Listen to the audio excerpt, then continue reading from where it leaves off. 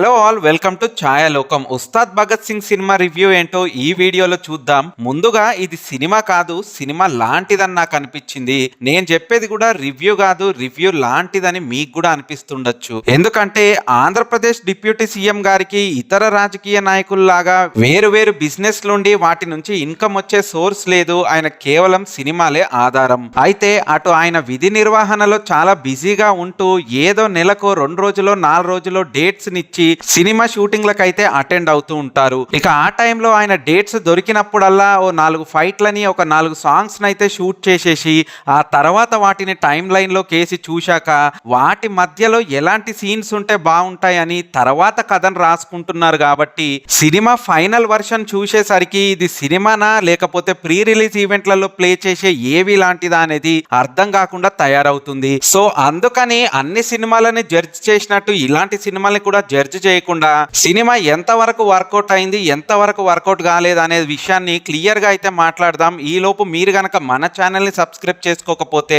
వెంటనే సబ్స్క్రైబ్ చేసుకొని bell icon అయితే నొక్కేయండి. ఇక సినిమాలోని కథ విషయానికి వస్తే 1, 2, 3, 4, 5 కేవలం ఈ 5 కాస్ట్యూమ్స్లలో హీరో ఏం చేశాడనేదే ఈ సినిమా కథ. మనం ఈ సినిమా ట్రైలర్లో చూసిన దానికి మించి ఒక్క కాస్ట్యూమ్ కూడా ఈ సినిమాలో ఇంకా ఉండదు. ఉన్నాయన్ని ఆల్రెడీ ట్రైలర్లోనే చూసేశాం. దీన్ని బట్టి కథ ఎంత అద్భుతమైందో మీరే ఊహించుకోవాలి. ఇక సినిమాలోని నటీనటుల విషయానికి వస్తే పవర్ స్టార్ పవన్ కళ్యాణ్ గారు తన కెరియర్ లోనే ఇలాంటి గొప్ప యాక్టింగ్ ని ఎప్పుడు చేసుండరు. మనం కూడా అస్సలు ఊహించము. ఈ రేంజ్ పర్ఫార్మెన్స్ ఈయన దగ్గర నుంచి మరోసారి చూశాం అన్న ఫీలింగ్ అయితే వస్తూ ఉంటుంది.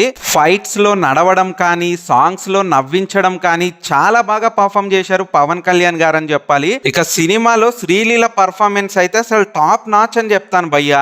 ఇంత మెచ్యూర్డ్ క్యారెక్టర్ తన కెరియర్ లో అసలు పడలేదు. ఒక్కొక్క సీను ఆనిముత్యం అంతే. అసలు నాకైతే చూస్తున్నంత సేపు మతి పోతుంది. ఇలాంటి పర్ఫార్మెన్స్ ని మహానటిలో కీర్తి సురేష్ కూడా పర్ఫామ్ చేయలేదు. ఇక రాశి ఖన్నా అయితే ఈ సినిమా గురించి చాలా కష్టపడి స్పెషల్ కేర్ తీసుకొని మరి కొన్ని డైలాగ్స్ అయితే ప్రిపేర్ అయ్యి చెప్పింది. అవి వింటుంటే మాత్రం థియేటర్ లో అరుపులే భయ్యా. ఇక ఈ సినిమాలో ఆర్ ప్రతిభన్ గారు ఒక మంచి ఇంపార్టెంట్ రోల్ ని ప్లే చేశారు. ఓకే, ఆయన రోల్ వరకు గుడ్ అనే చెప్పాలి. ఇక రావు రమేష్ గారు, మిగతా యాక్టర్స్ అందరూ కూడా ఎవరి పరిధి మేరకు వాళ్ళు మెప్పించే ప్రయత్నం అయితే చేశారని చెప్పాలి. ఇక సినిమాలోని టెక్నికాలిటీ విషయానికి వస్తే సినిమాటోగ్రఫీ చాలా అద్భుతంగా ఉంది. నేను ఎప్పుడో చిన్నప్పుడు మెగాస్టార్ చిరంజీవి గారి మాస్టర్ సినిమా చూశాను. ఆ మాస్టర్ సినిమాలోని ఫ్రేమ్స్ ని యాజ్ ఇట్ ఈస్ గా మళ్ళీ రీక్రియేట్ చేసే ప్రయత్నం అయితే ఈ సినిమాలో సినిమాటోగ్రాఫర్ చేశారు. ఇక సినిమాలోని ఎడిటింగ్ విషయానికి వస్తే చాలా కష్టపడి సినిమాను ఒక ఫ్లో మీదకి తీసుకురావడానికి అయితే ట్రై చేశారు. కానీ అదైతే వర్కౌట్ అయ్యి అవ్వనట్టుగా అనిపించింది. ఇక తమనన్న బీజిఎం సినిమాకి తగ్గట్టుగానే ఉంది. దేవిశ్రీ ప్రసాద్ గారి పాటలు అయితే అంతగా వర్కౌట్ అవ్వలేదనే చెప్తాను. మైత్రి మూవీ మేకర్స్ వారి ప్రొడక్షన్ వాల్యూస్ అయితే బాగున్నాయి, కానీ సినిమా వాల్యూస్ ని కూడా కొంచెం దృష్టిలో పెట్టుకుంటే బాగుండేది అనిపించింది. ఇక coming to the writer and director Harish Shankar గారు, ఈయన గురించి ఎంతసేపు మాట్లాడినా తక్కువే అవుతుంది.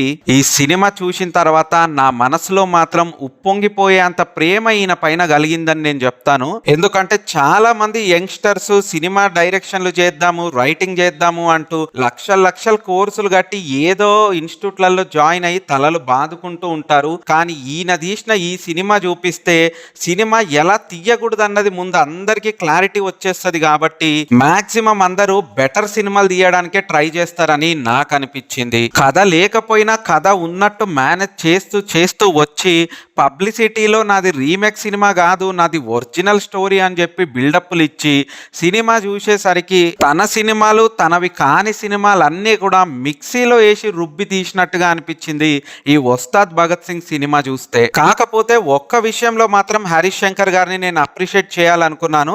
ఎందుకంటే పవన్ కళ్యాణ్ గారిని ఈ సినిమాలో ఏఐతో మాత్రం చూపించకుండా సినిమా ఫుల్ లెంత్ కూడా ఆయన ఒరిజినల్ గానే కనిపించారు. ఆ ఒక్క విషయం తప్ప ఇంకా ఏ విషయం కూడా పాజిటివ్ గా చెప్పడానికైతే లేదని చెప్తాను. కానీ ఇక్కడే పోకిరి లెవెల్ ట్విస్ట్ ఒకటి ఉంది. ఎందుకంటే ఈ సినిమా రేపు బ్లాక్ బస్టర్ విజయాన్ని మాత్రం సొంతం చేసుకుంటుందనే చెప్పాలి. పవన్ కళ్యాణ్ గారి క్రేజ్, పండగ సీజన్, తెలుగులో ఏ సినిమాలు సరిగ్గా లేకపోవడం వల్ల ఈ సినిమాకి అన్ని గ్రీన్ సిగ్నల్సే కనబడుతున్నాయి. సినిమా కలెక్షన్స్ పరంగా మాత్రం ఫుల్ సేఫ్ జోన్ లోనే ఉంటుంది. ఎందుకంటే టికెట్ హైక్స్ కూడా లేకుండా నార్మల్ టికెట్ ప్రైసింగ్ ఈ సినిమాకు ఉండడం ఇంకా బిగ్ అడ్వాంటేజ్ అనిపించింది. సో ఫైనల్ గా ఉస్తాద్ భగత్ సింగ్ అనే సినిమా ఈ ఉగాదికి మీరు ఫ్యామిలీతో వెళ్ళి చూడాలనుకుంటే చూడదగ్గ సినిమానే. కాకపోతే కొత్తదనము క్రియేటివిటీను ఎక్స్పెక్ట్ చేసి మాత్రం ఇలాంటి సినిమాలకు వెళ్ళొద్దని నా సైడ్ నుంచి నేను బలంగా చెప్తున్న మాట. సో ఫైనల్ గా ఇది ఫ్రెండ్స్ ఉస్తాద్ భగత్ సింగ్ సినిమా లాంటి సినిమా నాది రివ్యూ లాంటి రివ్యూ. ఈ వీడియో గనక మీకు నచ్చినట్టయితే లైక్ చేయండి, కామెంట్ చేయండి. ఇలాంటి మరిన్ని ఇంట్రెస్టింగ్ వీడియోస్ కోసం మా ఛానల్ ని సబ్స్క్రైబ్ చేయడం మాత్రం మర్చిపోవద్దు. Signing off.